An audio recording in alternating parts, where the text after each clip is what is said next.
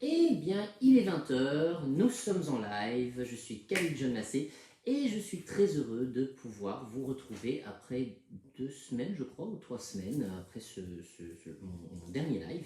Donc, je ne sais pas, attendez, en tout cas, je vais régler tout ce qui est... ça va pas comme ça. Voilà, tout ce qui est son. Donc voilà, donc on va attendre que tout le monde arrive. Moi, je me mets en position en fait de yoga, c'est magnifique. Pour être le plus à l'aise possible. Et donc aujourd'hui, nous allons parler en fait des émotions. Donc c'est un live sur les émotions. Donc c'est quelque chose qu'on m'avait déjà demandé précédemment et donc j'ai mis un peu de temps pour pouvoir le faire. Mais je crois que aujourd'hui c'est le bon moment en fait par rapport à la semaine Facebook, qu'est-ce que je raconte, Instagram en fait qu'on a passé sur les émotions. Voilà. Donc si vous m'entendez, si vous me recevez, eh bien vous me faites un petit pouce, vous me faites un cœur, vous me mettez un petit bonsoir, un coucou, n'importe quoi qui me permette de savoir que on est bien connecté, que vous m'entendez bien. Donc voilà, donc on va attendre un petit peu que le monde arrive. Bonsoir Anne. Donc je vois que je reçois aussi quelques notifications Instagram en même temps. Magnifique. Donc comme je disais, donc ce soir on va parler des émotions. Coucou à toi aussi. Donc voilà, coucou Thomas. Donc j'espère que vous allez bien, que vous avez passé une merveilleuse semaine en ce début en fait de rentrée, que tout s'est bien passé, que ce soit parce que vous avez recommencé au travail, que ce soit parce que vous avez amené les mioches à l'école. Bon, quand je dis mioches, j'adore les enfants, bon, pas comme Michael Jackson, mais j'adore les enfants. Oui, ou la mauvaise blague, enfin c'est pas grave. Donc, et peut-être que cette semaine a été une semaine chargée en émotions, donc ça pourrait être justement le bon sujet pour vous, de comprendre un petit peu comment ça fonctionne. Alors, il y a beaucoup de choses qu'on dit sur les émotions. C'est pas nouveau, il y a déjà eu beaucoup de vidéos là-dessus, beaucoup de lives, beaucoup de livres, mais ça reste quand même toujours intéressant de pouvoir le voir avec un regard complémentaire ou un nouveau regard, et j'espère que ce soir ça pourra vous aider. Donc on va être ensemble pendant à peu près, on va dire, 3/4 d'heure sur le thème des émotions, et on terminera, comme tous les lives, par une petite séance d'EFT pour réaligner, on va dire, ce système émotionnel. Alors, ce qui est super quand on fait les lives, en même temps, on peut voir comment on est coiffé et quelle tête on a. C'est magnifique. J'ai une pote comme ça qui utilise aussi, comment on appelle, FaceTime. Quand on se téléphone, en fait, elle se refait en fait ses coiffures. Donc, c'est toujours très pratique, c'est super. Donc, voilà, enfin, ça reste très drôle. Et donc, on va commencer un petit peu là-dessus. Donc, de quoi on parle ce soir? Les émotions. Alors, on va d'abord définir en fait le mot émotion. En fait, donc ça vient du latin emovere. Donc je suppose qu'on dit ça comme ça. Ça fait très longtemps que je n'ai pas fait de latin, donc j'avoue que je ne me souviens absolument pas du tout des prononciations, mais je crois que vous m'aurez compris. Et ça signifie quoi? Mettre en mouvement hors d'eux. Merci pour le pouce. Ok, je vois au moins que comme ça on m'entend, on me voit, etc. Donc n'hésitez pas, vous mettez un petit message, un coucou, un cœur, un pouce. Comme ça je sais que vous êtes là. Donc immovere, mettre en mouvement hors d'eux. Et si on devait définir en fait l'émotion, en fait ce que ça signifie, c'est donc une réaction physiologique en fait qui va durer de quelques secondes à quelques minutes et qui permet de répondre à un stimulus extérieur qui va engendrer soit la lutte, la fuite, ou bien en fait l'effet du lapin devant les phares d'une voiture, c'est-à-dire la subjugation. De l'autre côté, on a en fait les sentiments. Alors parfois, on a un petit peu tendance à confondre sentiments et émotions. Et les sentiments, en fait, c'est un ensemble, on va dire, c'est une gamme émotionnelle qui va parfois être contradictoire, mais qui sera soutenue, on va dire, par un ensemble de valeurs. Donc je pourrais très bien avoir un sentiment de bien-être qui peut faire appel, en fait, à des valeurs de partage, d'amitié, d'amour. Et donc derrière ça, il peut y avoir une émotion en fait de joie, ce qui reste effectivement très agréable. Alors, en quoi est-ce que ça va être important de bien comprendre ou de bien connaître en fait nos émotions? Donc moi je pars du postulat que la vie est une histoire d'amour avec soi, et donc qu'en apprenant à s'aimer, il est important de comprendre comment est-ce qu'on fonctionne. À partir du moment où on va un peu mieux connaître l'ensemble de nos émotions, nous allons pouvoir éviter, en tout cas tant que faire se peut, de tomber dans ce qu'on appelle des jeux psychologiques et aussi les scénarios. Alors je vous rappelle un petit peu, j'en ai déjà parlé dans des vidéos précédentes sur le jeu psychologique. Il y a trois niveaux de jeu, hein. Le jeu social, on va dire, qui est un jeu qui peut être admis dans une relation, qu'elle soit amicale, de couple, même au niveau du travail. Donc ça peut être, on va dire, une forme de prise de tête, une dispute, peu importe, mais qui ne met pas le lien à mal. C'est-à-dire que chacun va peut-être bouder de son côté, on va peut-être s'engueuler, on va claquer les portes, mais c'est pas grave, on revient l'un vers l'autre d'une manière ou d'une autre. Et puis on a le stade 2 du jeu psychologique, qui est un stade où ça peut remettre justement le lien en question. On pourrait très bien se poser la question si on a envie de maintenir cette relation avec l'autre. Peut-être qu'on aura à un certain moment envie donc, de quitter notre compagne ou notre compagnon, d'aller vers le divorce ou de prendre de la distance par rapport à la personne avec qui on s'est pris la tête.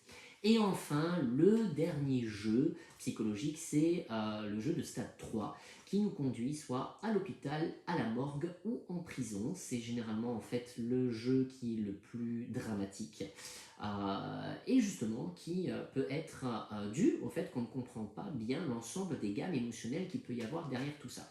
Alors je vous demande de bien retenir en fait cette histoire de jeu psychologique. Je ferai sûrement un certain moment juste une capsule sur ce qu'est le jeu psychologique. Bonsoir Catherine. Comment exactement est-ce qu'il fonctionne, qu'est-ce qu'on peut avoir derrière, etc. Et puis on a de l'autre côté en fait, donc le fait d'apprendre à bien se connaître, à s'aimer, c'est aussi prendre conscience donc de notre scénario. Donc je vous rappelle que le scénario, c'est une décision que nous avons prise étant enfant, généralement aux alentours de 5-7 ans, peut-être parfois un peu plus tôt, parfois légèrement un peu plus tard, et qui va devenir en fait un mode de fonctionnement au niveau de nos croyances. Donc ça va confirmer des croyances que j'ai sur moi, sur l'autre et sur le monde qui m'entoure. Et comme je disais, le fait de bien comprendre, on va dire, l'ensemble de notre gamme émotionnelle, savoir comment elle fonctionne et comment est-ce qu'on les utilise, va parfois parfois nous aider à éviter de rentrer dans un jeu psychologique, mais aussi éviter de renforcer un scénario et peut-être même à un certain moment de pouvoir réussir à prendre une décision différente par rapport à ce scénario-là. Donc ça peut être quand même pas mal. Alors, je vois qu'il y a un petit problème avec l'écran. 30 secondes. J'essaie de régler ça. Voilà. Alors, donc, comme on le sait, il y a 4 émotions, 4 émotions de base. Alors dans certains livres, vous verrez qu'on peut monter jusqu'à 7 émotions. Donc, ici, comme on va surtout parler d'analyse transactionnelle, je vais rester en fait sur les 4 émotions que sont la peur, la colère, la tristesse et la joie. Parfois, vous verrez qu'on parle aussi de la surprise, de la honte et du dégoût. Alors, c'est vrai que en AT, donc en analyse transactionnelle, on va considérer que ces 3 autres émotions sont plutôt, on va dire, un découlement des 4 premières. Par exemple, la surprise peut très bien être un mélange en fait de peur et de joie en même temps. Donc, je ne vais pas m'attarder sur ces 3 dernières, mais ça ne veut pas dire qu'il faut le mettre complètement de côté. Il y a des littératures très intéressantes là-dessus et qui en prennent compte, qui arrivent à le décoder, on va dire, un petit peu différemment. Mais ce soir, ce ne sera pas le sujet. Peut-être qu'à un certain moment, je viendrai à parler de ces autres émotions, mais dans un autre cadre. Au niveau de ces émotions-là, donc on va essayer un petit peu de comprendre comment elle fonctionne en fait. Donc nous avons d'abord la peur, donc on va commencer par ça. Donc la peur, on va dire que elle permet essentiellement de comprendre où se situe un danger. À partir du moment où je peux savoir exactement où se situe le danger, je peux me protéger de ce danger, et de l'autre côté, je peux aussi demander une forme de protection par rapport à ce danger. Généralement, nous avons peur des choses qui sont liées au futur, soit un futur immédiat, donc assez rapide dans le temps, ou bien à un futur plus lointain de choses qui pourraient arriver. Donc il y a quelque chose qui est véritablement lié à une forme de projection au niveau donc des peurs. De plus, la peur va, si elle est par exemple dysfonctionnelle, va nous guider petit à petit vers des états de stress assez importants, voire même vers des phobies. Donc il peut y avoir en fait différents grades au niveau de la peur. Ça peut être l'anxiété, l'angoisse, ça peut être effectivement le stress léger, et puis après on va aller vers des phobies. Lorsqu'on est véritablement dans une dysfonction en fait, émotionnelle, c'est plutôt en fait cette partie qui va prendre en fait le dessus. Donc par exemple, lorsque je vais être face à une mouche, une guêpe, etc. Alors moi ça a été mon cas, hein. Lorsque je voyais par exemple une guêpe, j'avais tendance à hurler, à partir en courant. Alors aujourd'hui c'est quelque chose qui est un peu mieux traité, et donc je vais avoir tendance plutôt à faire un voilà. Mais c'est vrai que je ne m'enfuis plus en courant, donc on va dire que la gestion de cette émotion-là a pu être faite dans le temps, et c'est quand même déjà beaucoup plus agréable de pouvoir vivre avec ça. Alors ensuite on a la colère. Alors généralement la colère c'est plutôt une émotion qui est, lorsqu'on est dans quelque chose de fonctionnel, hein, plutôt quelque chose qui va être traité en rapport avec le présent. Elle permet en fait de nous mettre en connexion avec nos frustrations, ou le fait qu'on ne se soit pas senti respecté au niveau de nos limites, et donc on s'est senti envahi. Et bien souvent, effectivement, donc ce qui va nous mettre en colère, c'est justement ce non-respect en fait des limites, ou lorsque nous sommes confrontés comme un enfant à la frustration parce que dans le principe de réalité, nous ne sommes pas d'accord avec quelque chose. Donc pour illustrer cet exemple-là, ça pourrait être le fait que, par exemple, voilà, j'ai envie d'une Ferrari et je ne sais pas me la payer, et donc je vais commencer à piquer une crise parce que finalement, en fait, ma réalité n'est pas celle que je voudrais. Et donc là, on est confronté à une espèce de frustration qui n'est pas en rapport avec le réel. Alors parfois, elles peuvent être en rapport avec le réel, hein, tout simplement parce qu'on nous dit non et on n'est pas d'accord avec ce non-là. Et donc ça nous confronte à la limite de l'autre. Et donc, lorsque nous sommes confrontés à la limite de l'autre, nous pouvons ne pas forcément l'accepter et être confrontés à cette frustration-là. Lorsqu'on est effectivement dans quelque chose qui va être dysfonctionnel au niveau de la colère, c'est quelque chose qui va prendre des proportions en fait dramatiques, qui peuvent nous guider vers des excès de rage, où nous pouvons effectivement peut-être casser ou briser tout ce qui est autour de nous, hein, pour manifester en fait cette colère. Et d'ailleurs, à ce moment-là, nous n'avons plus de limites. Alors, on va revenir justement hein, sur ces parties dysfonctionnelles, en quoi est-ce qu'en fait elles sont importantes pour la suite donc, de ce live. Alors ensuite, nous avons la tristesse. Alors la tristesse, généralement, on est beaucoup plus lié à la tristesse par rapport à des événements liés au passé. Alors ça ne veut pas dire qu'on ne peut pas avoir une tristesse présente lorsqu'elle est fonctionnelle, c'est-à-dire que lorsqu'on nous annonce par exemple la perte ou le décès de quelqu'un, effectivement il peut y avoir une tristesse dans l'ici et maintenant. Mais certaines personnes qui n'arrivent pas à passer au-dessus de ces tristesses-là vont à un certain moment engendrer des états de déprime, voire de dépression, parce qu'elles sont toujours en train de regarder dans le passé. Et là, effectivement, on pourrait avoir quelque chose qui va être dysfonctionnel au niveau du secteur émotionnel, et parce que la personne n'arrive pas justement à décoller son regard du passé et continue en fait à se nourrir ou à nourrir en fait son émotion de cette perte. Et on a des personnes qui restent coincées hein, au niveau des étapes du deuil et qui n'arrivent absolument pas du tout à en sortir et qui vont ressasser ça. Donc ça peut être parce que à un certain moment, bon voilà, leur caillou domestique est mort, et donc elles ne s'en remettent pas, hein, et elles restent sur cette idée que ce caillou domestique est mort, et ça fait 30 ans qu'il est mort, et voilà, donc oui, moi j'ai des cailloux domestiques, je sais, c'est un peu particulier, mais voilà.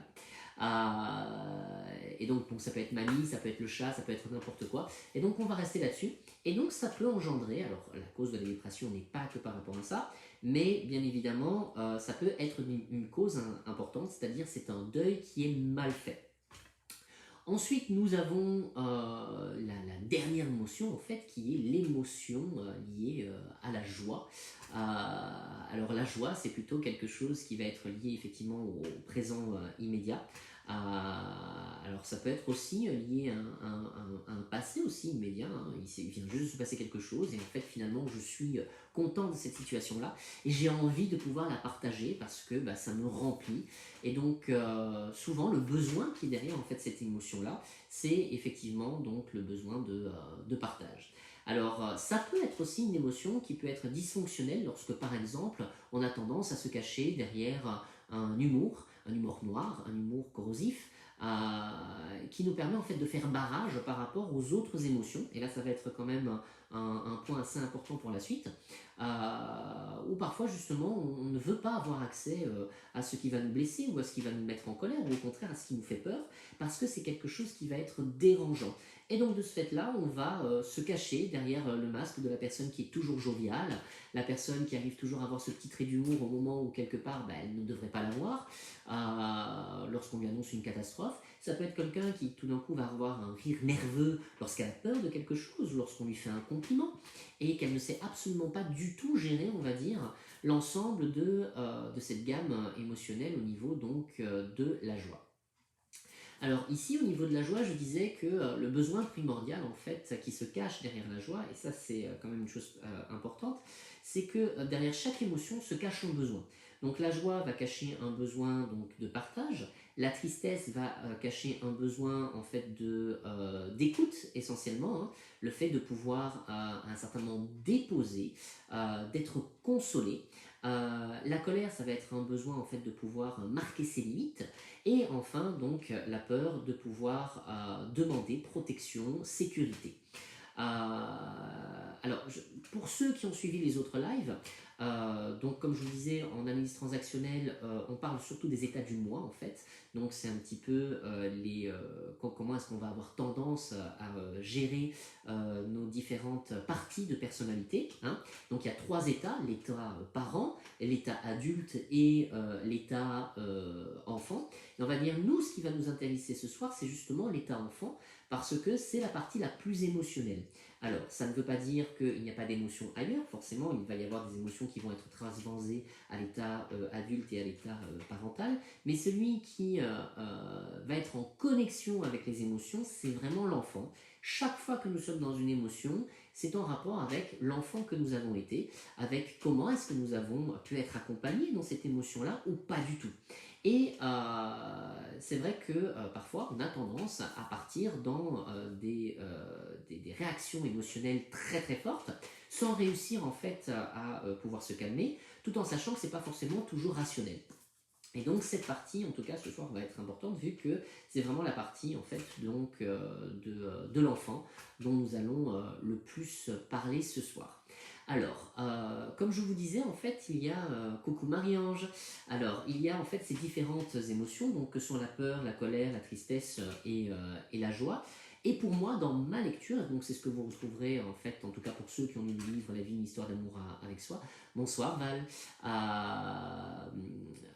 Vous verrez que dans ma lecture en fait du cadre émotionnel, moi je le réduis à 2 émotions. C'est-à-dire que pour moi, derrière la colère et la tristesse se cache une peur, et derrière la joie se cache en fait l'amour. Et donc nous pourrions voir en fait les émotions simplement avec le filtre de la peur ou le filtre donc de l'amour en fait. Donc souvent lorsque nous sommes connectés à de la colère ou à de la tristesse, on est confronté à une peur du manque ou à une peur de perdre quelque chose ou quelqu'un, hein.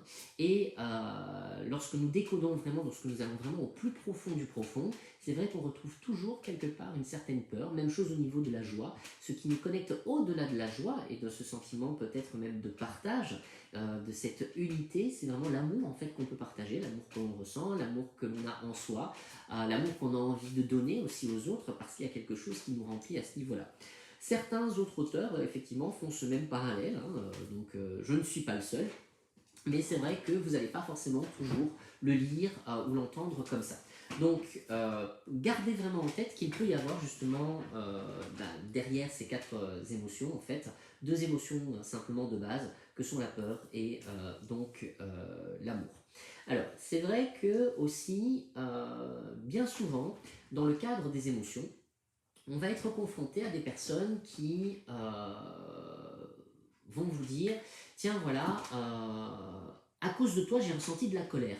Alors il est important quand même de savoir que nous ne sommes pas responsables de comment les autres gèrent leurs émotions. Alors ça peut paraître un petit peu violent, alors on peut être le révélateur d'une émotion, mais on n'est pas responsable de l'émotion de l'autre, comme l'autre n'est pas responsable de l'émotion que je vis. Peut-être que l'acte que l'autre a commis, a dit, a fait, va générer quelque chose chez moi, mais ce n'est pas à cause de lui que je ressens ça. Et je reste maître de ma gestion émotionnelle. Il se peut que lorsque je vois quelque chose, ça me mette en colère, et souvent c'est ce qu'on va faire, hein. Tu m'as mis dans cet état-là, c'est à cause de toi que je ressens ça, etc. etc. Mais non, moi, il y a quelques semaines de ça, j'ai eu une situation un peu similaire, où j'exprimais une colère à quelqu'un, et cette personne m'a dit que justement le fait que j'exprime cette colère, eh bien, je la mettais dans un état émotionnel qui n'était absolument pas du tout positif pour elle, donc j'émettais en fait une énergie négative, et donc elle se sentait mal par rapport à tout ça, et donc j'étais responsable de cette émotion négative qu'elle ressentait. Donc j'ai dû recadrer en lui disant que non, malheureusement je n'étais pas responsable de ça, par contre je suis responsable de comment j'aimais mes propres émotions.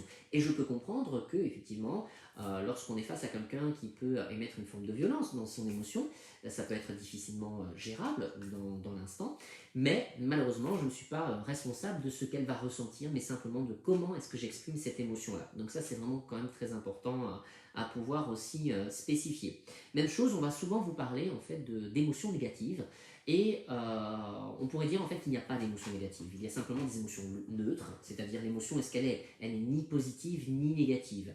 Donc par contre, elle peut être inconfortable, c'est-à-dire que je peux ne pas être à l'aise avec le fait d'être en contact avec une émotion telle que la colère, la joie, la tristesse, ou même la peur. Et donc à partir du moment où je ressens une forme d'inconfort, bien souvent nous avons tendance à connoter ça de manière négative, or que ce n'est pas le cas. Il y a des personnes qui arrivent à très bien gérer leurs émotions et à ne pas se sentir dans un état inconfortable malgré le fait d'être en contact avec une émotion qui peut être quand même assez déstabilisante, assez, on va dire, dérangeante. Donc ça va vraiment dépendre de notre capacité à gérer l'émotion et comment est-ce qu'on nous a appris aussi à gérer ces émotions-là. Ce qui nous renvoie aussi au fait de savoir, est-ce que je vis des émotions qui sont authentiques ou bien des émotions en fait qui sont parasitées. Alors lorsque l'on parle d'émotions authentiques, ça veut dire que je ressens une émotion à un moment donné par rapport à un fait donné dans l'instant. Mettons, on m'annonce effectivement le deuil de quelqu'un, il pourrait être tout à fait logique que je me mette à pleurer, que je me sente triste, mais parfois on peut avoir en fait des réactions disproportionnées par rapport à l'émotion que nous ressentons, et là on va parler en fait d'émotions parasites. Nous sommes tous, sans exception, confrontés à ces émotions parasites, et c'est bien à ce niveau-là en fait, on va dire que l'ensemble des émotions va devenir un petit peu compliqué. Et donc on va revenir justement sur cette notion d'émotion parasite. Alors en fait il existe trois formes d'émotions parasites. La première émotion parasite en fait c'est l'émotion, on va dire le parasite timbre, donc le timbre, voilà, donc la collection de timbres. Donc je ne sais pas si vous vous souvenez, en tout cas moi c'était le cas quand j'étais petit, et je suppose que l'on doit avoir plus ou moins les mêmes tranches d'âge. Donc pour les aînés, vous devez vous en souvenir. Il y a quelques années, en fait, dans les années, je crois, 90, peut-être même encore avant, mais ça je ne sais pas, on pouvait collectionner les points Artis Historia. Donc c'était des points qu'on retrouvait en fait sur les boîtes de conserve, les boîtes de thé, les boîtes de chocolat, etc. Et en fait il suffisait de découper le point, et une fois qu'on avait une certaine somme de points, on pouvait les apporter pour les échanger contre un livre dans lequel on allait pouvoir mettre des photos en fait déjà prédécoupées, et il fallait retrouver en fait les photos qui correspondaient au bon casier. Et on va dire en fait donc que la la collection en fait des timbres, c'est un petit peu ça, hein. C'est comme ce qu'on faisait quand on était petit, on récoltait en fait les timbres et puis on les mettait en fait dans un album. On va dire que chaque émotion qui n'a pas été exprimée est comme un timbre et on va les collectionner. Alors souvent c'est quelque chose qui se fait sur des situations plutôt présentes, ou en tout cas sur un présent assez court, hein, et on va collectionner toutes ces émotions, hein. Donc ça peut être par exemple le fait que bien j'ai un problème au travail, qui s'accumule avec le fait que j'ai un problème dans ma relation sentimentale, et puis j'ai un problème avec ma voiture, et puis en ce moment en fait un de mes chiens est malade, et puis un jour, hein, on va manger avec les amis, et puis il y en a un qui nous sert de la viande à table, et on est végétarien comme Hitler.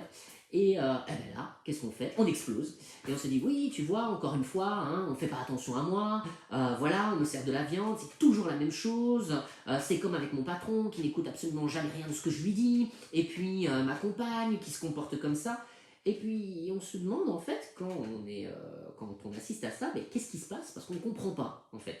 On voit l'autre complètement exploser, être dans une émotion complètement disproportionnée par rapport à ce qui se passe, hein. Finalement, c'est qu'un morceau de viande. Au pire, s'il n'a pas envie de le manger, bah, il ne le mange pas, il le met de côté. Mais cette personne va réagir, surréagir et continuer à rester là-dessus, etc., etc. Et donc, ça, en fait, c'est vraiment une collection de timbres. Donc, toutes les émotions se sont accumulées, hein, et à un certain moment, on va pouvoir les changer. Donc, on finit par exploser. Donc, c'est une espèce de cocotte minute. Et il y a des personnes, hein, d'ailleurs, qui vont vous le dire, qui sont comme ça. C'est-à-dire, oh, ben, moi, je dis jamais grand-chose, hein, jusqu'au jour où ça explose. Donc, on a déjà une indication que ces personnes ont tendance à collectionner l'ensemble des émotions qu'elles ont et à ne pas les exprimer au bon moment. Ce qui fait qu'un jour, eh bien, c'est la grosse tempête et souvent l'autre qui est de l'autre côté ne comprend pas pourquoi, ce qui a été le déclencheur, et il va souvent dire, mais j'ai pas compris en fait. Il s'est passé juste ça et puis tout d'un coup, ah ben, la conversation a complètement dérapé. Donc ça, c'est déjà on va dire des parasitages qui existent au niveau émotionnel. Un des deuxièmes parasitages qui existent, c'est le parasitage lié à l'émotion élastique. Alors, on peut le confondre, par contre, l'émotion élastique est plutôt quelque chose qui est dû à un passé ancien. Donc, par exemple, je reprends l'exemple du caillou domestique qui est mort. Donc, votre caillou domestique est mort, oh, super triste, etc. Et en fait, ça me fait penser quand j'ai perdu mon doudou et que j'avais 5 ans. Bah ouais, parce que ce doudou, j'y tenais énormément, et là, mon caillou domestique est mort, et en fait, je me suis pas remis de la mort de mon doudou, enfin de la perte de mon doudou, donc finalement, bah, en fait, la vie, elle est pourrie. Et donc, on s'est dit, mais quel est le rapport entre le caillou domestique qui est mort aujourd'hui, et puis finalement, en fait, le doudou? Mais la personne, en fait, fait un lien de cause à effet entre ces deux événements qui, directement, ne sont pas liés. Par contre, l'intensité émotionnelle est liée. Et c'est pour ça qu'elle va faire un lien par rapport à quelque chose du passé, et qu'on parle donc d'émotion élastique. C'est-à-dire c'est vraiment comme un élastique qui est tendu, hein, et qui n'attend qu'on ne fasse que par le lâcher pour que tout d'un coup, paf, ça finisse par revenir dans l'état présent. Donc nous ne sommes pas en train de pleurer pour quelque chose qui se passe ici et maintenant, même si c'est le cas, nous sommes en train de pleurer par rapport à une vieille blessure qui n'a pas été solutionnée, qui n'a pas été guérie. Et donc ça nous revient un petit peu dans la figure.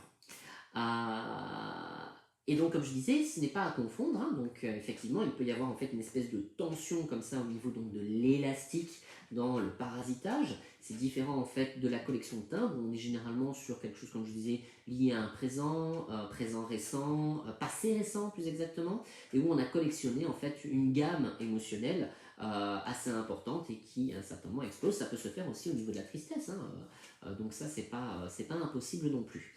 Enfin, hein, le dernier parasitage qui existe, c'est les émotions raquettes. Alors ça, il est quand même très important parce que nous l'avons vécu quand nous étions petits, nous avons tendance encore à le vivre aujourd'hui, et nous avons tendance en tant que parents ou éducateurs à le reproduire. Alors l'émotion raquette, c'est une émotion qui n'a pas été socialement ou familialement admise, et donc nous allons en utiliser une autre qui, elle, est admise. Par exemple, imaginons que, ben voilà, un truc qui se fait très régulièrement, hein, c'est lorsque les enfants sont petits, lorsqu'on a une petite fille, hein, et puis elle se met en colère, qu'est-ce qu'on va lui dire? Ouh là là, mais qu'elle est vilaine comme ça, ouh, elle est toute laide quand elle se met en colère. Donc la petite fille comprend que, avec le temps, que se mettre en colère, en tout cas, c'est pas admis. C'est quelque chose qu'il va falloir mieux éviter. Donc, elle pourra avoir beaucoup plus tendance à se mettre à pleurer parce que, eh bien, une petite fille se fait pour pleurer. Alors c'est très genré ce que je dis et finalement très sexiste, mais malheureusement ça existe. On a la même chose pour les garçons, hein. Bon, un garçon ça pleure pas. T'es un homme, hein. T'as quand même pas envie de finir comme une fiotte. Non, t'es pas une petite fille. Donc, on ne pleure pas. Donc le petit garçon pourrait avoir tendance à refouler en fait ses tristesses parce que ce n'est pas admis. Et donc il va remplacer ça peut-être par une forme de colère qui pourrait, dans le futur, hein, à l'état adolescent ou adulte, être beaucoup plus admissible que être en contact avec cette partie de lui où il se sent beaucoup plus vulnérable, triste ou peut-être justement connecté à une forme de peur. À partir de ce moment-là, nous pourrions dire que nous pourrions avoir un lien déjà sur ces hommes qui n'arrivent pas à exprimer leurs émotions que par la colère et peut-être même à un certain moment par la rage au point d'avoir des violences physiques. Alors ça n'explique pas toutes les violences physiques hein, parce qu'il peut y avoir beaucoup d'autres choses derrière, hein, entre autres les problèmes de pathologie mentale hein, donc, qui peuvent aussi se cacher là derrière, des choses aussi plus culturelles, des croyances, etc. Mais ça peut être effectivement une source d'une expression mal gérée au niveau émotionnel. Dans le racket aussi, ça peut être, par exemple, le fait que dans une famille, on n'ait pas le droit justement de se mettre à pleurer. Hein. Et ce qui va être admissible, c'est que les gens se mettent en colère. Et donc dans une famille, on peut avoir des familles où ça gueule tout le temps, où tout le monde va s'engueuler avec beaucoup de facilité, le ton va monter très très vite, parce qu'on n'a pas le droit de montrer de la tristesse, on n'a pas le droit de montrer non plus ses peurs. Donc, ce qui va être socialement admis au sein de la famille, c'est le fait qu'on puisse se mettre à gueuler.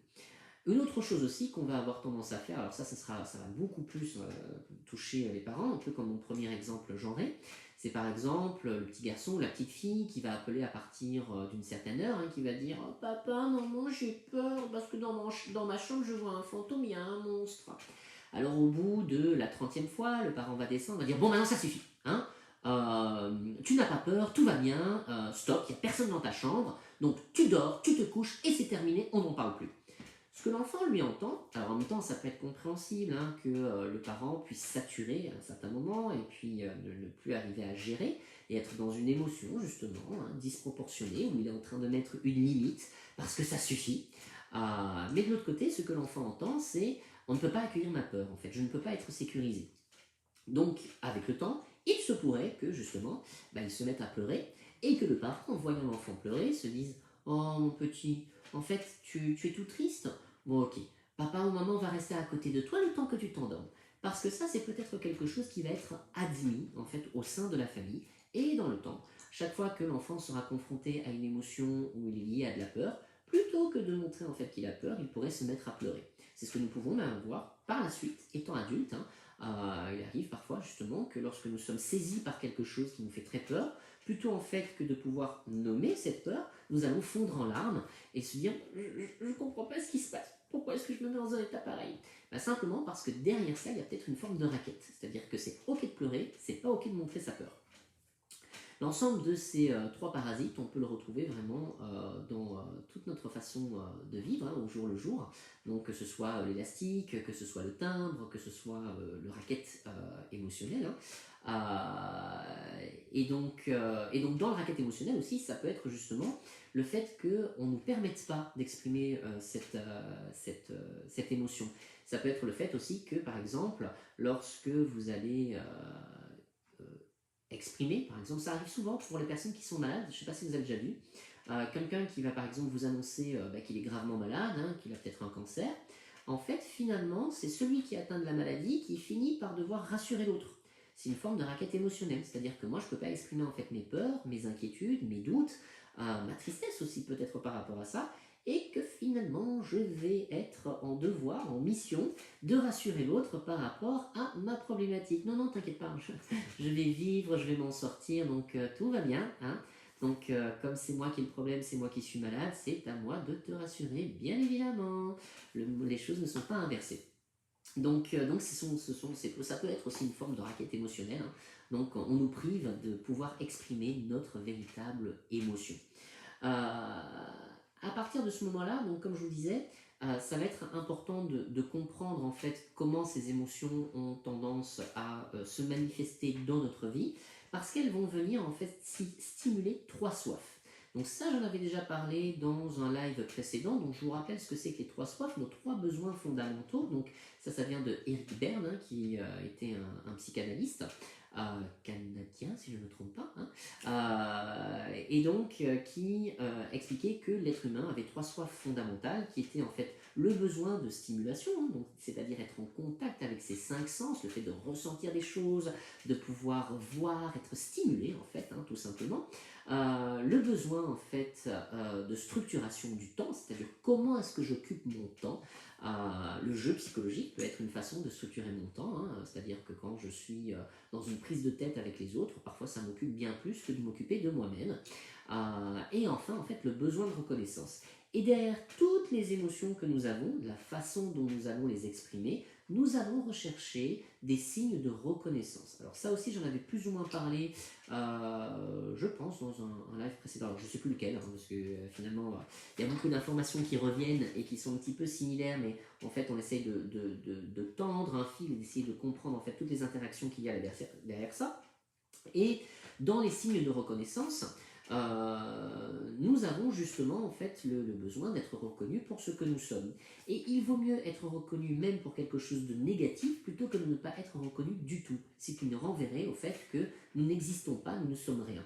Donc lorsque vous avez quelqu'un qui par exemple va se faire remarquer, on va dire, d'une manière qui ne soit pas forcément toujours très judicieuse, par la dispute, par le fait de recevoir, on va dire, des critiques, et bien d'une manière ou d'une autre, elle continue à exister et donc à recevoir une forme de reconnaissance. À travers nos émotions, c'est ce qui va se passer.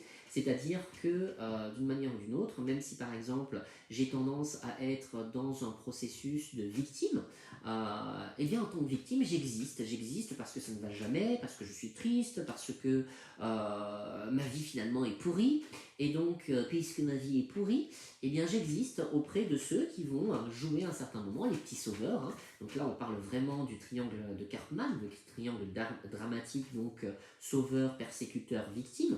Et donc, quelque part, à travers ces émotions-là, je continue à exister. Même chose pour le persécuteur, qui va peut-être utiliser beaucoup plus, on va dire, la peur, voire peut-être même la peur, qu'est-ce que j'en vois, donc la terreur, voire même la colère, qui peut justement aller jusqu'à la terreur. Et là aussi, hein, il continue à exister, à recevoir peut-être ce qu'on appelle, coucou Olivier, des signes de reconnaissance en fait négatifs. Ces signes de reconnaissance peuvent être verbaux, non verbaux, hein, donc c'est-à-dire ça peut être juste un regard, ça peut être un mot positif que je vais dire à l'autre, hein, du style ce que tu as fait est absolument génial, ou qui tu es est absolument super. Ça peut être le fait que je vais dire à l'autre tu es absolument nul, ou bah là tu m'as fait un travail de merde, voilà. Hein, et donc ces signes sont positifs ou négatifs. À travers l'ensemble des émotions, c'est ce que je vais venir chercher. Et ça me permet donc de pouvoir continuer à exister. À partir du moment où je suis connecté en fait à ces signes de reconnaissance, d'une manière ou d'une autre, on va revenir à ce que je disais au début, ça va être soit pour être dans des jeux psychologiques, et c'est là où ça va être important de revenir sur ces notions du premier stade, du deuxième stade. Bon, le troisième stade, là, malheureusement, comme c'est le plus dramatique, il nous guide vers la prison, l'hosto ou la mort. Hein. On n'en parlera pas forcément parce que là, il n'y a plus de sens. Mais ça peut être dû justement à un ensemble d'émotions qui sont mal gérées. À partir du moment où, par exemple, je suis dans un jeu psychologique, il se peut que moi, dans ma position peut-être de victime, hein, donc imaginons que voilà, je fasse une histoire justement pour ce steak qui m'a été présenté à table et qui ne correspond pas du tout à mes valeurs, hein, donc de bien-être, de santé, je suis végétarien, qu'est-ce que c'est que cette histoire, on ne fait pas attention à moi, et donc je vais faire peut-être des reproches à l'autre. Et donc je vais appuyer sur tous les boutons possibles et imaginables, hein, chez l'autre, pour justifier à un certain moment une forme de dispute. Cette dispute va avoir lieu, j'ai appuyé sur le bon bouton chez l'autre, j'ai lancé, on va dire, des amorces, et l'autre a été un bon acheteur, il a fini par mordre à cette amorce-là, et donc ça va commencer, et l'autre va commencer aussi à faire reproche, ainsi de suite, et effectivement, moi je vais estimer qu'il est responsable de ce qu'il a mis sur table, et qu'il aurait pu faire attention à moi, etc., etc., et donc ça commence à s'envenimer. Grâce à ce jeu psychologique, je vais aller confirmer des croyances sur moi, sur l'autre et sur le monde qui m'entoure. Et là, on va parler de mon scénario. C'est-à-dire qu'à partir du moment où je ne sais pas en fait quel est mon point de vulnérabilité, quelles sont mes émotions peut-être sensibles, eh bien, je ne me rendrai pas compte des croyances qui sont là derrière. Peut-être que j'ai construit des croyances du style que on ne fait jamais attention à moi. Et effectivement, on m'a posé un morceau de steak sur la table, et donc ça peut être la preuve qu'on ne fait jamais attention à moi. Et donc, forcément, l'autre se fout complètement de la personne unique et fabuleuse que je suis. Et je pourrais donc confirmer cette croyance sur l'autre. L'autre est un asshole, comme on dit en anglais, donc je ne vais pas le dire en français, un TDC. Vous avez sûrement compris. Ça confirme cette croyance que j'ai par rapport à lui. Et en même temps, je vais avoir une croyance sur le monde qui m'entoure, c'est-à-dire les gens sont tous des cons, parce que de toute façon, en fait, il n'y aura jamais personne qui sera là pour se rendre compte de cette fabuleuse personne que je suis, parce qu'on ne fait pas du tout attention à qui je suis. Et donc, j'ai confirmé mes 3 croyances sur moi, sur l'autre, sur le monde qui m'entoure, par rapport à une décision que j'ai prise quand j'étais petit. Et donc ça me demandera peut-être effectivement tout un ensemble de décodage pour comprendre quelle est la croyance qu'il a derrière. Et donc il se peut que ça ait été construit simplement parce que soit je me suis fait racketter au niveau de mes émotions, c'est-à-dire que j'ai pas pu exprimer peut-être à un certain moment que pour moi c'était important de ne pas manger de la viande et qu'il y avait une limite et que j'aimerais qu'on fasse attention par rapport à ça. Et c'est vrai qu'on va avoir cette difficulté à pouvoir gérer ce qu'il y a au niveau émotionnel et simplement faire des vraies demandes aussi, pouvoir exprimer quels sont nos vrais besoins. C'est pour ça que j'en reviens en fait à ce que je disais au début, c'est-à-dire à ce que l'enfant a besoin d'exprimer comme émotion ou comme besoin. C'est que derrière chaque émotion se cache un besoin. Et donc, en tant qu'éducateur, en tant que parent, en tant qu'accompagnant, il est intéressant de pouvoir faire attention à ce qui se passe là derrière. Maintenant, ce n'est pas forcément toujours évident. C'est la même chose pour nous, c'est-à-dire quand nous sommes en tant qu'adultes confrontés à une émotion qui peut être parfois disproportionnée, c'est savoir en fait où la situer. Est-ce qu'il s'agira plus d'une émotion teinte, c'est-à-dire que j'ai collectionné un ensemble d'émotions et puis tout d'un coup c'est la cocotte minute qui explose? Est-ce que c'est plutôt quelque chose d'élastique, donc c'est-à-dire une vieille émotion que je suis en train de régler? Et ça arrive très souvent, on fait des liens avec des choses liées au passé, quand on est dans une forme d'introspection, et on va faire beaucoup de liens. Malheureusement, ça peut être aussi une façon de nous cacher derrière le système émotionnel pour ne pas avancer, parce que nous avons peur à un certain moment de lâcher ces émotions anciennes pour être en fait sur des émotions authentiques, c'est-à-dire sur des émotions qui sont en rapport avec l'ici et maintenant. Et pouvoir lâcher ce qui s'est passé. Le passé est le passé, on ne peut pas le changer. Par contre, on peut changer le regard que l'on pose sur ces anciennes émotions. Même chose par rapport aux émotions raquettes, c'est se rendre compte, est-ce que j'ai toujours tendance à utiliser la même gamme émotionnelle pour pouvoir exister? Parce que finalement, il y a des interdits émotionnels, il y a quelque chose où je ne me permets pas, où je n'ai pas le droit inconsciemment de pouvoir explorer. Parce que derrière ça, j'ai peut-être papa, maman, un éducateur ou quelqu'un qui m'a dit que ça ne se faisait pas. Et donc c'est pour ça que vous allez avoir des personnes qui vont vous dire par exemple, je ne suis pas tout à fait à l'aise avec la colère. Parce que finalement, derrière ça, il y a cette interdiction de pouvoir se donner le droit d'aller vers une permission d'être en colère. Et c'est là où ça va être intéressant de pouvoir exprimer une colère saine, une tristesse saine, une peur saine aussi, et de pouvoir dire voilà ce que j'ai besoin derrière telle et telle forme de gamme d'émotions. Alors, comme je n'ai pas les horaires, je regarde l'heure qu'il est. Donc voilà. Donc ici, vraiment, c'est un petit peu l'ensemble de ce que j'aimerais bien que vous reteniez, en tout cas sur ce système des émotions et donc sur les sentiments, parfois l'ensemble des émotions que nous avons et qui vont jouer sur une gamme de sentiments, comme je le disais, qui peuvent être contradictoires. On peut parfois être excité par quelque chose, envie de découvrir et puis en même temps en avoir totalement peur. Ça peut être aussi le principe de l'angoisse, par exemple, c'est-à-dire l'angoisse, c'est quelque chose qui n'est pas nommable, on ne sait pas d'où ça vient, c'est-à-dire il y a beaucoup de choses en même temps, c'est un peu pratiquement comme comme Internet en fait, hein, ça ouvre sur plusieurs sites, hein, donc c'est en arborescence, et donc on ne sait plus en fait quel est le déclencheur de notre peur qui peut être là derrière. Donc voilà, donc ça peut être intéressant de prendre conscience de tout ce qu'il y a au niveau de ces gammes émotionnelles, de savoir les nommer, de savoir est-ce que je vis une émotion qui est totalement authentique ou pas. Et donc la question vraiment que vous devez vous poser, c'est est-ce que ce que je ressens ou ce que j'éprouve est approprié à la situation? Si vous vous rendez compte que vous répondez oui à cela, alors c'est ok. Un exemple avec la colère, ce sont les personnes en fait qui vont ruminer des choses pendant des mois et des mois, des semaines, parfois des années. Hein. Ils vont dire oui, tu vois, à cause de ce qui s'est passé là, on m'a donné un steak à table quand j'étais petit, mais finalement, en fait, tout ça c'est la faute de papa et maman, et je n'aurais pas eu une vie pourrie si ils avaient agi différemment, puis on est là.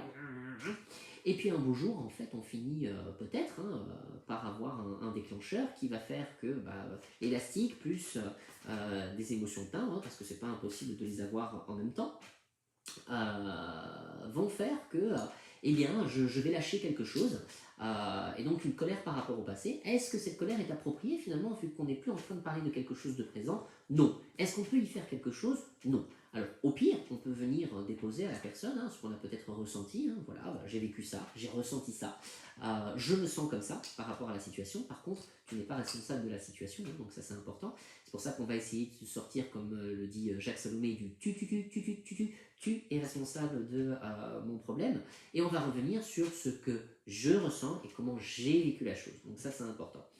Donc voilà, donc posez-vous vraiment juste cette simple question, est-ce que ce que je vis, ce que je ressens, ce que j'éprouve est approprié par rapport à la situation présente? Si effectivement vous vous rendez compte que ce n'est pas le cas, posez-vous la question, dans quelle gamme émotionnelle est-ce que vous êtes? Est-ce qu'il s'agit de la peur, de la tristesse, de la colère, de la joie, et dans quelle émotion parasite je suis? C'est-à-dire, est-ce qu'on parle d'un timbre, d'un élastique, ou bien en fait d'un racket émotionnel? Voilà, donc j'espère que ça vous aura parlé sur l'ensemble des émotions. Maintenant, je vous invite à terminer donc, ce live sur les émotions par une petite séance d'EFT. Et comme à chaque fois, je vais vous demander d'aller choisir d'abord, avant toute chose, un petit moment dans votre vie où vous avez eu ce sentiment de pouvoir exprimer une émotion juste et de manière tout à fait proportionnée. Vous avez connu ça à un certain moment ou à un autre, même si ça n'a duré que quelques secondes, même si ça a duré quelques minutes, une journée, etc., peu importe. Mais il y a eu un moment dans votre vie où vous vous êtes dit « Waouh, là j'ai pu par exemple exprimer ma colère simplement en disant ben voilà, moi je suis pas d'accord avec ça, et là je dis simplement non, là c'est ma limite et je peux pas aller au-delà de ça. » Ou simplement votre tristesse, c'est-à-dire avoir eu besoin d'un réconfort et pouvoir dire ben voilà, j'ai besoin simplement d'être pris dans les bras, de pouvoir dire ce que j'ai besoin de dire, de pouvoir le déposer, d'être entendu, simplement, même chose peut-être dans le partage de la joie. Donc choisissez n'importe quoi, mais un moment où vous avez été connecté à ça. Prenez quelques instants et dès que vous l'avez, je vais vous demander de bien vous connecter à ce moment-là par une inspiration et de retrouver en fait toutes les sensations que cela engendrait. Généralement des sensations, on va dire plutôt de bien-être, des sensations où on a senti qu'on était juste, qu'on était aligné entre ce qu'on pensait, ce qu'on disait, ce qu'on faisait. Et ça a ouvert quelque chose. Même si c'était par exemple une émotion qui était un peu moins confortable, il y a quelque chose qui s'est ouvert et qui nous a fait du bien. Ok, alors, je vais vous remontrer un petit peu les différents points au niveau de l'EFT, comme à chaque fois. Donc, on a donc le premier point qui est le point karaté. Donc ça, le point karaté, qu'on nomme comme ça, surtout pour que les enfants aussi puissent le retenir. Donc on va tapoter à gauche ou à droite plusieurs fois. Je vais vous donner une phrase que vous allez répéter en même temps que moi. Donc vous allez tapoter et répéter les phrases que je vous donne les unes après les autres. On va donc le dire 3 fois. Une fois qu'on sera passé à ça, on va passer au deuxième point qui est juste sur la fontanelle, donc comme ceci. Le troisième point qui se trouve au-dessus des sourcils, puis sur le côté, sous les yeux, au-dessus et en dessous des lèvres, sous la clavicule, sous la barre de la poitrine, et enfin au niveau des aisselles, là où ça fait bien mal. Donc vraiment dans le creux des aisselles, pas sur le côté, ça ne sert pas à grand chose. Bon, ça pourrait, mais ça serait mieux au creux des aisselles. Et donc, nous allons faire 3 passages avec un ensemble de phrases en fait, que je vais vous donner, qui seront en rapport avec ce qu'on a vu ce soir. Donc, je vous propose qu'on commence par la phrase suivante, c'est-à-dire, même si je ne gère pas toutes mes émotions de manière sereine, je m'aime et je m'accepte infiniment. Ok? On va par ça. Je vous invite d'abord à prendre une grande inspiration par le nez pour poser l'énergie. On souffle.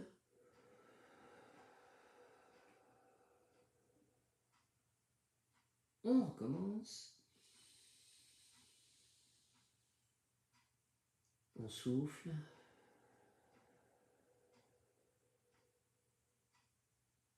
Une dernière fois. On souffle.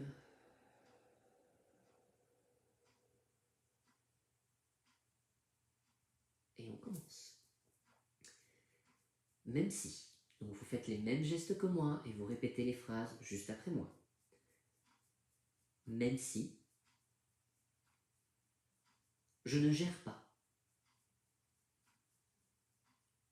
toutes mes émotions de manière sereine, je m'aime et je m'accepte infiniment. Même si je ne gère pas toutes mes émotions de manière sereine, je m'aime et je m'accepte infiniment. Même si, une dernière fois, je ne gère pas toutes mes émotions de manière sereine, je m'aime et je m'accepte infiniment. On passe au point suivant. Je ne gère pas mes émotions de manière sereine. Je ne gère pas toujours mes émotions de manière sereine. Ce n'est pas toujours évident pour moi. Il m'arrive d'avoir des émotions disproportionnées. Parfois, je ressens de la peur. La peur me permet de comprendre que je suis face à un danger. Et dans ces cas-là, j'ai besoin de sécurité. J'ai besoin de me protéger ou de demander de la protection. Parfois, je ressens de la colère. Je suis face à mes limites, ou je suis face aux limites, et je ressens de la frustration, ou je ressens de l'envahissement. Mon besoin est que mes limites soient respectées.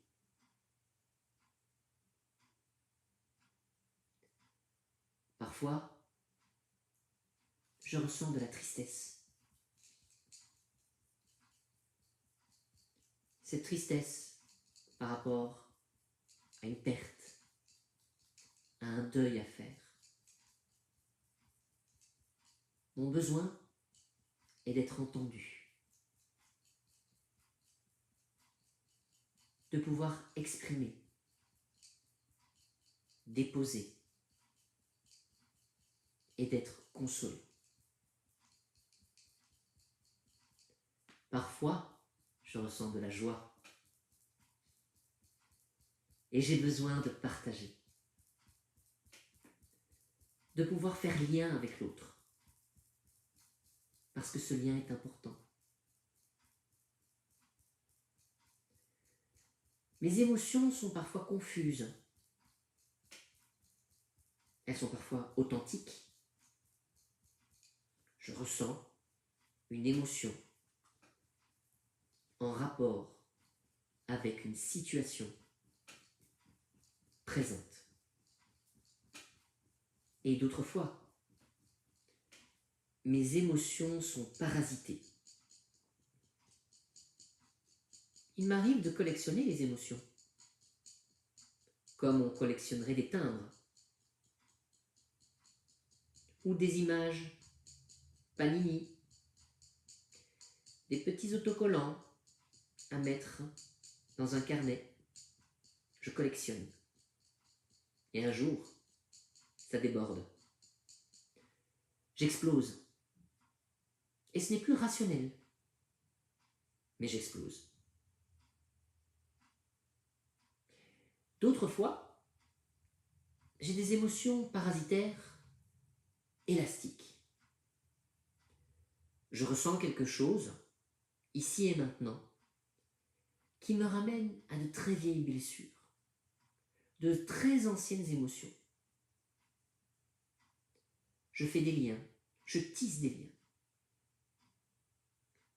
Des liens derrière lesquels, parfois, je me cache.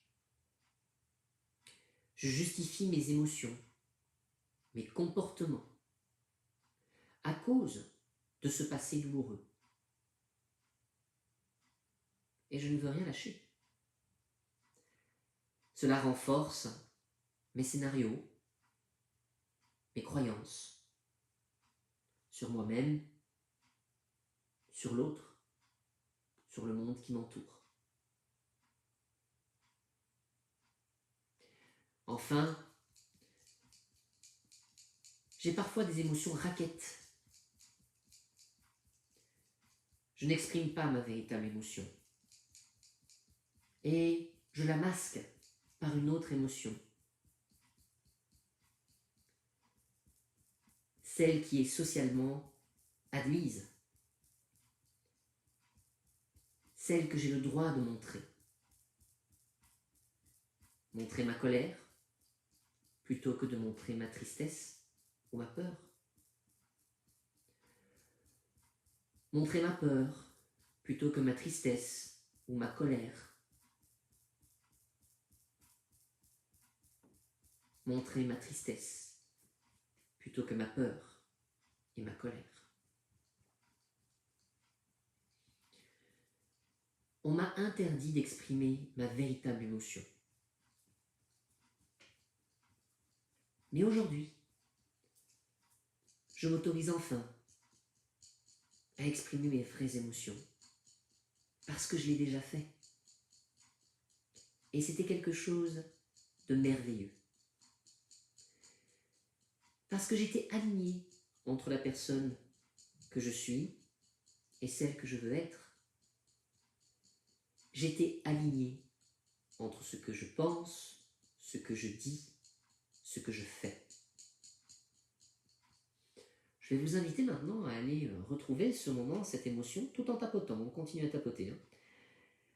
Qui vous a connecté à ce moment où vous étiez vraiment aligné au niveau émotionnel. Vous avez pu exprimer clairement ce que vous ressentiez avec beaucoup de sérénité, finalement. Que ce soit parce qu'il y avait de la colère, de la tristesse, de la joie, de la peur.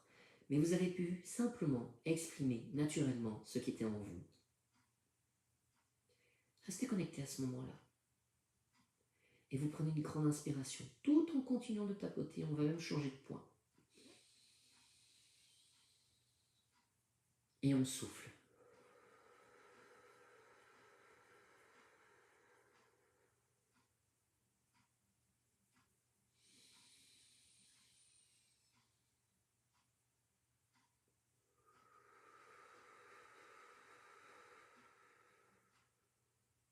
Une dernière fois. Super. J'ose exprimer mes émotions. Je me permets de vider ma collection de timbres.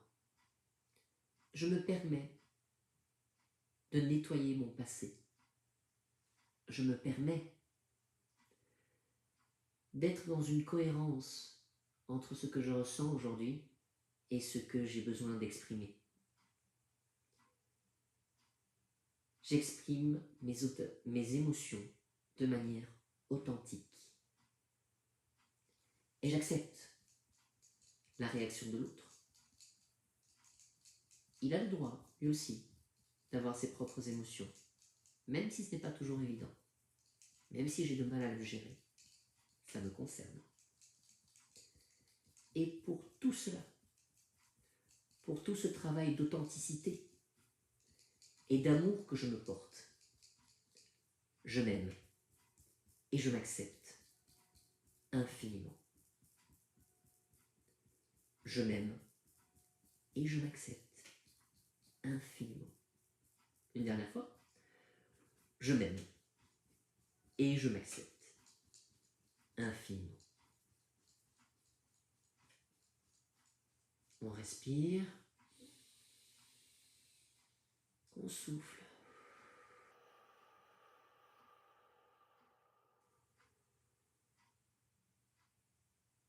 Encore une fois.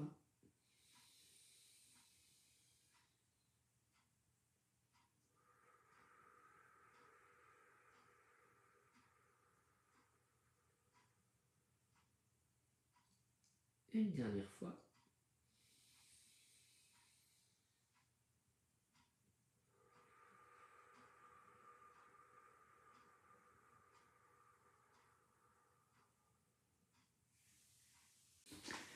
Alors, je crois qu'il y a une toute petite coupure, mais ça devrait aller.